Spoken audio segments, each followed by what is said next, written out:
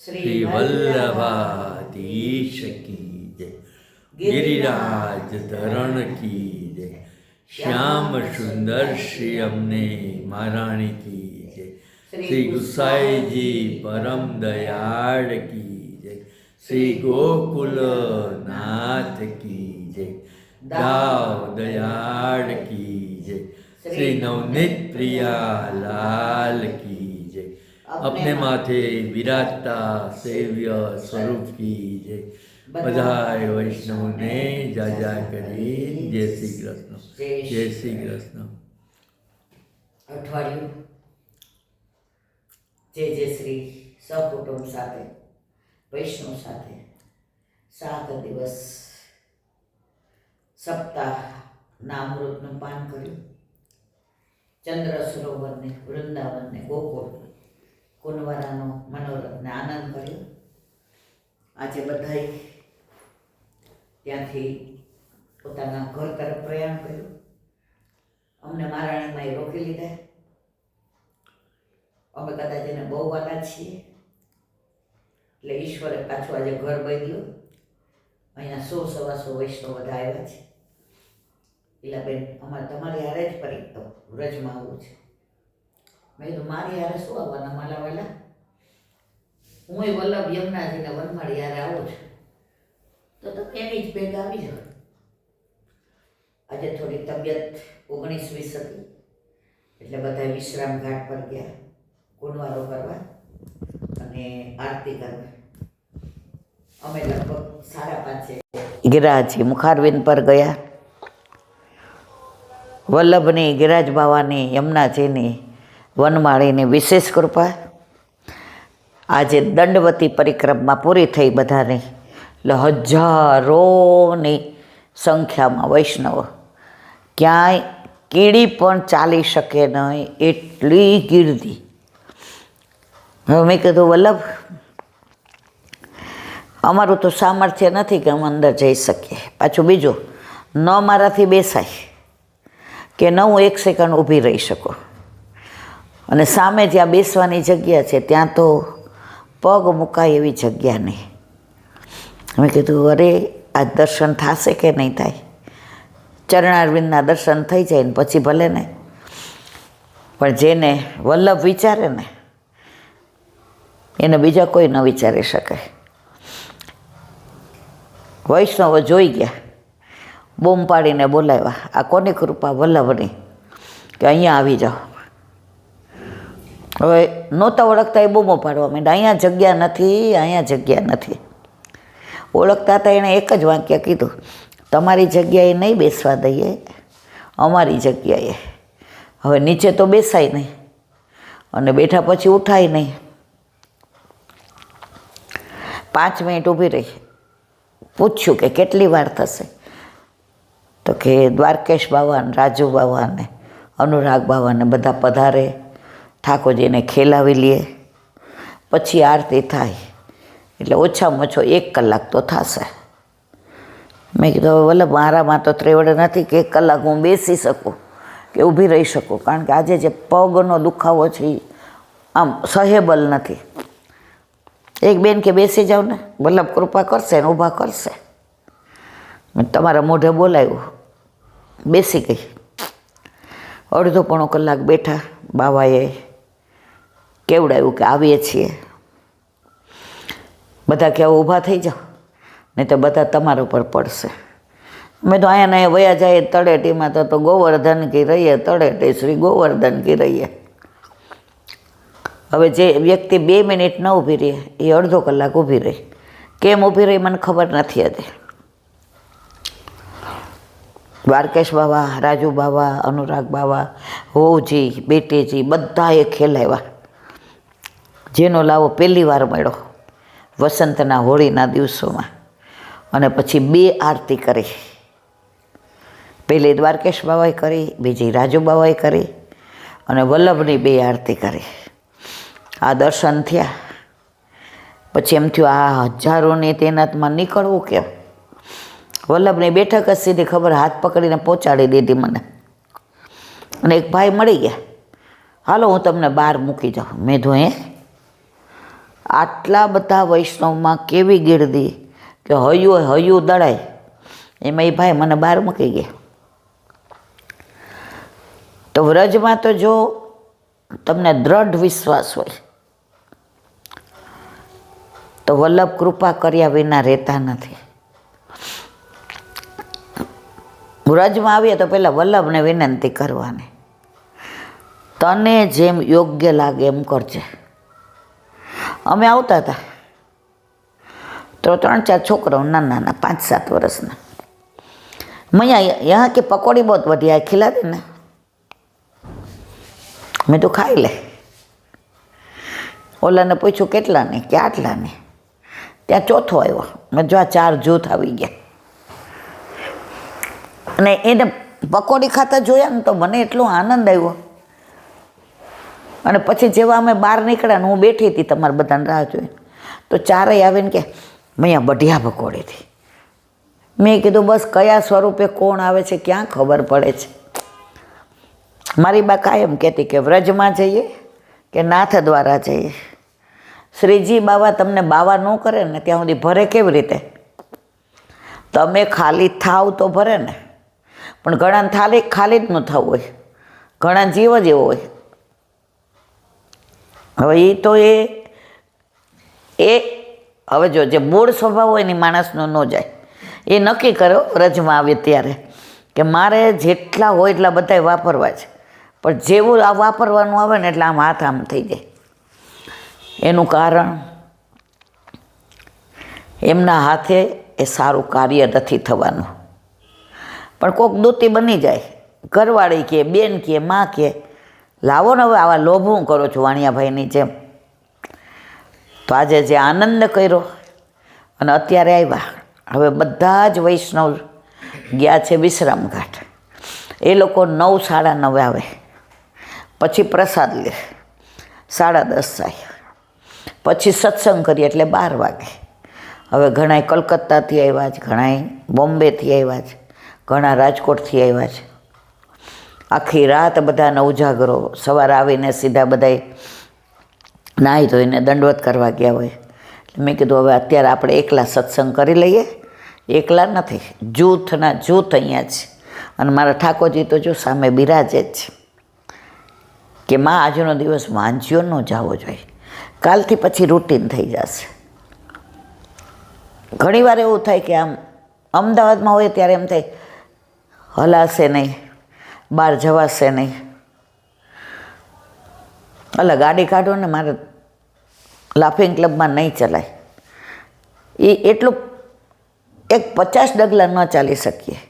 એ અહીંયા વલ્લભ શું કરે છે મને ખબર નથી. એ વ્રજનો પ્રભાવ. તો કાલે આપણે ગોકુળમાં આનંદ કર્યો. વલ્લભ કે બધે તું બોલે છે, મને તો તારી કાલી ગેલી ભાષા સમજાવ, સંભળાવ તો ખબર પડે કે કોણ કોણ કિતને પાની મેં કિસકી હે પહેચાન. એલા બેન તમે અહીંયા જલસા કરવા આવ્યા છો કે અમને આનંદ? તો કાલ તો મારા વલ્લભ, મારા શ્રીજી બાવા અને મારા મહારાણીમાં મુખિયાજી, વ્રજવાસી અને મારા વૈષ્ણવ કાલે ભલે ઘણી વાત સત્સંગ કેવું થાય, થાકી ગયા હોય, બોલાતો ન હોય, 2 જ વિડીયો થાય, અડધો કલાક જ. પણ એ રસ લઈએ છીએ ને, એ રસમાં બહુ આનંદ આવે છે. આજે જ મેં બધાને કીધું, બધાએ કીલાબેન હવે 2026 તો બહુ મોડું નથી પરિક્રમામાં. મેં કીધું જો બીજ વાવ્યા પછી રાહ જોવી પડે, રાહ જોઈ તો ફળ આવે. ઘાસ છે ને એ 15 દીમાં ઉગે, અને આંબો ઉગાડવો હોય તો વાર લાગે. આપણે તો આંબાના ફળવાળા છીએ, એટલે 2026 સુધી રાહ જોવી જ પડશે. હવે પરમ દિવસે આપણે ગિરાજ બાવાની માનસી, ગિરાજ બાવાની તળેટીમાં અધૂરી કરી દે. હવે આજે એ પૂરી કરીએ. ગિરાજ બાવા વલ્લભ કરાવે તો રાધા કૃષ્ણ કુંડ આવ્યા. 1 મિનિટ તાર ચાવી દેવા જાઓ. તો બિલછુ કુંડથી આપણે રાધા કૃષ્ણ કુંડ આવ્યા. ત્યાં જે ઝારીજી ભર્યા વલ્લભના, ત્યાં 7 દિવસ પારાયણ કર્યું વલ્લભે. અને આપણે બધાએ ઝારીજી ભર્યા એમાં હાથ અડાડ્યો. બાજુમાં ગિરિરાજ બાવા છે, જેને ગુસાઈજી રોજ દૂધનો અભિષેક કરતા હતા. એક વૈષ્ણવ મને કહેતા હતા કે તમે રાધાકૃષ્ણ કુંડ જાઓ ને તો મુખિયાજીને પૂછજો ને કે મને એવા દર્શન થતા હતા કે ગિરિરાજ બાવાને ઠંડી લાગે છે તો ગદેલ ઓઢાડે. એટલે આપણે રાધાકૃષ્ણ કુંડ જઈએ ને ત્યારે આપણે મુખિયાજીને પૂછવાનું છે કે તમે ગદેલ ન ઓઢાડતા હો ને તો ઓઢાડજો. એ વૈષ્ણવને જાણે એવા દર્શન થતા હતા. પછી બાજુમાં ગુસાઈજી છે, જે ગુસાઈજીના ઝારીજી પહેર્યા, આપણે બધા હાથ લગાડ્યો. આ બધાની ઘણી બધી લીલાઓ છે, પણ હવે ટૂંકમાં એટલે કહીશ કે માનસીમાં બહુ વધુ હોય તો યાદ ન રહે. ત્યાં ચૈતન્ય મહાપ્રભુને એક સેવક આવ્યા, ગુસાઈજીને મળ્યા. એ કે વિઠ્ઠલનાથજી, રાધાજી પરકિયા અને સામનેજી પરકિયા અને ચંદ્રાવલીજી સ્વકિયા. વલ્લભભાઈ ના પાડે ગુસાઈજી. એ કે એવું નથી, સામનેજી સ્વકિયા અને ચંદ્રાવલીજી પરકિયા. બે વચ્ચે વાત થઈ તો કે આપણે કોને કહીએ? ગુસાઈજી કે કોઈને નહીં. રાધાકૃષ્ણ કુંડમાં આપણે ચિઠ્ઠી લખી નાખીએ. રાધાકૃષ્ણ કહેશે. ચિઠ્ઠી લખીને આવી, વગર પલળે લખેલું હતું કે વિઠ્ઠલનાથજી કહે છે સાચું છે, કારણ કે વિઠ્ઠલનાથજી પોતે તો ચંદ્રાવલીજી સ્વરૂપ હતા. એટલે ચંદ્રાવલીજી પરક્રિયા અને સામનેજી સ્વકિયા. રાધાકૃષ્ણ કુંડ બહારથી જુદો લાગે, અંદર એક જ છે. કારણ કે ઠાકોરજીએ જ્યારે અરિષ્ટાસુરને માર્યો ત્યારે બધાએ કીધું લાલા તુને ગૌ હત્યા કરી દી. અરે મેને ગૌ હત્યા કहाँ की है, मैंने तो बलद को मारा. પણ વંશ કોનો? ગાયનો ને. તો હવે તારે યાત્રા કરવા જવું પડશે. ઠાકોરજી કે સારું. રાધાજીને ગમે. ઠાકોરજીએ બધા તીર્થો નાય બોલાવ્યા અને પોતાની બંસીથી ને એક કુંડ ખોદ્યો, એ કૃષ્ણ કુંડ. અને રાધાજીએ પોતાના કંકોણથી એક કુંડ ખોદ્યો, એનું નામ રાધાકુંડ અને ઓલું કૃષ્ણ કુંડ. તો બે દેખાય જુદા પણ બે એક જ છે. અને અષ્ટમી આસો સુદ અષ્ટમી અહીંયા એટલો મોટો બેડો ભરાય અને બધાને કહેવું એમ છે મર્યાદા માર્ગમાં કે જે પતિ પત્નીને બાળક ના થતું હોય એ અહીંયા સ્નાન કરે તો અવશ્ય બાળક થાય. અને એ દિવસે અંદરથી દૂધની ધારા નીકળે છે અમુક ક્ષણ પૂરતી. એ દર્શન થઈ જાય તો બેડો પાર થઈ જાય. વ્રજમાં બધું ઘણું છે, પણ આપણે તો આપણા ઘરે આપણા માથે બિરાતે આપણા ઠાકોરજી કહે છે કે હું તો વ્રજ લઈને જ આવ્યો છું ભેગું. પણ વારંવાર કેમ આપણે આવીએ છીએ? આ ઠાકોરજીનું ઘર છે. સવારે આપણે કહીએ કે તું જા ગોપીને ઘરે ને અમે જઈ તારા ઘરે. એટલે ગોપીને કહે કે મારી મામા મારું ઘર બધે જોવા નીકળી છો. ભૂલી પડે તો ગોપી મારી માને તકલીફ ના પડવી જોઈએ. તો વ્રજમાં આપણે આવીએ તો તમે જુઓ બધું ધ્યાન ગોપીઓ રાખે છે, કારણ કે ગોપીઓ પ્રેમ કોને કરે? ઠાકોરજીને. અને ઠાકોરજી કોને કોઈ પ્રેમ કરે છે? આપણને. કયા ઠાકોરજી? આપણા ઘરે આપણા માથે બિરાજતા આપણા ઠાકોરજી. આજે એક બેન મુખારબેન પર મળ્યા તો આમ ખૂબ ભેટીને રોવા મહિના. કાં હું થયું મારા વાલા? લીલાબેન મારા લગ્નથી 12 વર્ષ છે. રોજ જે મારા વરને કહું કે તમે બ્રહ્મ સંબંધ લ્યો ને, બ્રહ્મ સંબંધ લ્યો ને. એ કે તારે કરવું હોય તો કર, ઠાકોરજી પુશ નથી કરાવવાના. એ આઘાર્યો નડતા નહીં ને પછી તમારે તો એક દિવસ રખાય નહીં પૂજા. એ કેવું કે પૂજા વિનાનું રખાય. કે મને એટલું દુઃખ થાય કે હું શું કરું. પછી આ તમારો સત્સંગ સાંજે એક ટીવીમાં મૂકું તો મને ખબર છે એમનો આવવાનો ટાઈમ 8:30નો. એટલે 8:30માં 5 હું બંધ કરી દઉં કે ક્યાંક વળી ના પાડે તો અમારે જોઈ ન શકું. એટલે હું ને મારી દીકરી 8 વર્ષે એ કે હાલો હવે ઈલાબાને બોલાવો. મેં કીધું હું તો દરેક ઘરમાં જાઉં છું પણ મારા ઘરે તમે કોઈ આવતા નથી કીધું. એ કે એકવાર એવું બન્યું ઈલાબેન, એમને ગેસ થઈ ગયો પેટમાં, એટલે સોડા બોડા પીધી પણ કાંઈ મેળ પડ્યો નહીં. એટલે એને એમ જો ઘરે જઈ અને અજમો લઈ, અજમો ને મીઠું અને સૂઈ જાઓ. એટલે ધંધા ઉપરથી એને વહેલા નીકળ્યા. હવે ગાડી લઈને ન આવ્યા કારણ કે પેટમાં દુખતું હતું. એટલે કોઈ એના ફ્રેન્ડને કીધું કે મૂકી જાને મને, એટલે ઝાંપાનો અવાજ ન આવ્યો.